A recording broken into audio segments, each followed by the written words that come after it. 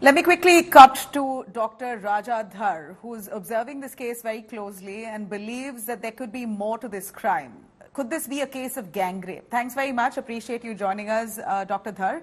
If you could lay it out for us, as per the autopsy report that we see, brutal assault on her private parts, and the way the family, the way they narrate how they saw their daughter is absolutely shocking. And more details coming up in the autopsy about what was found in her vagina, etc., that indicates that there could be more than one accused here. Why don't you elaborate? Thanks, Nabila.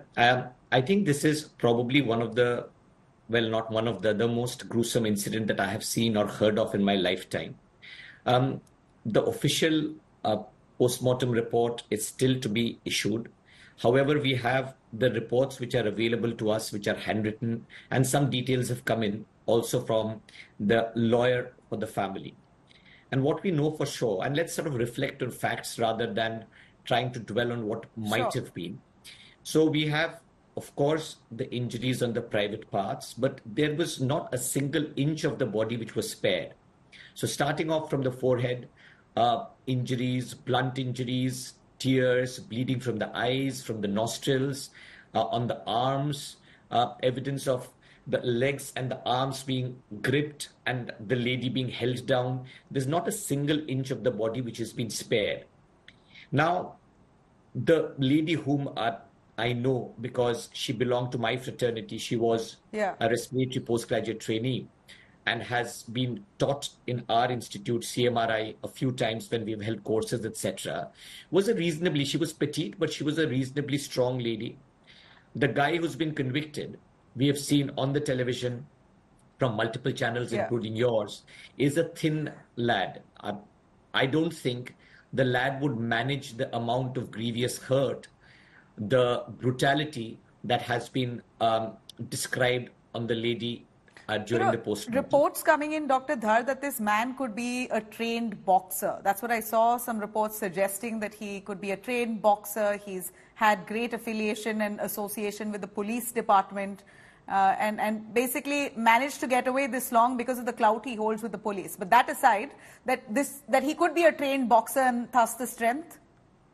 So, Nabila, I think we are all hypothesizing. I mean, he could be a trained boxer. He could be fit enough maybe to join the national games. We don't know that. But what we know is that he used to work as a civic volunteer and work near the local police thana at Arjikar, and that he used to frequent the hospital, in and out of the hospital for various reasons for the last few months or even year. However, there are two factors which are important. One is what you pointed out, the post-mortem report. And again, I would say that never say never, but the large possibility here is that this form of brutality could not be actually done without the help of two or more people. That's the understanding, and that's not just my understanding. That's the understanding across the board from most doctor colleagues that I have spoken to, most of the people who've been in Arjikar. They all sing on the same hymn sheet. That's what everyone is saying. My God. The other part if you could decode it for us, what were the kind of injuries on her body that suggest that this could be more than one person? Sure. So if you think about the arms being gripped and held down while the lady was screaming, if you think about the legs being held down and then someone committing the rape, you understand that however strong the person, however much a boxer or a wrestler he is, one person couldn't do all of this together. You couldn't hold someone's arms down, legs down. And throttle her at the same time. And throttle her at the same time, or do a sexual act at the same time. You couldn't do that. One person couldn't do all of this together. So while I said we'll stick to facts, we have to hypothesize to an extent, I think. And hence the hypothesis that at least two, if not more, people needed to do it. The other thing I wanted to say, Nabila, which is I think important, you understand that this was a lady who was working in her own department in the safe haven of where she has worked for the last 2 years. So this was maybe not her second home, it was her first home as things stand today. She had completed 36 hours in the hospital, working for 36 hours at a stretch. Correct. 36 hours at a stretch, of course, Nabila, but she's been doing that for the last 2 years. She's a second graduate, year postgraduate trainee, and she would have done many such calls on a regular weekly basis.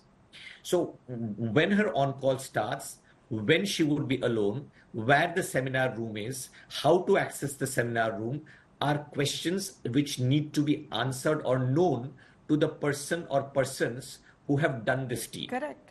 So you understand that someone from outside who does not know the whereabouts of the chess department Arjikar, who does not know where the seminar room is, who does not know where the lady is going to be at that point of time, will never be able to locate her and do the deed that's been done. So what I'm alluding to is it couldn't just be someone from outside doing it. You're saying It an had to be insider could someone be who, involved. correct.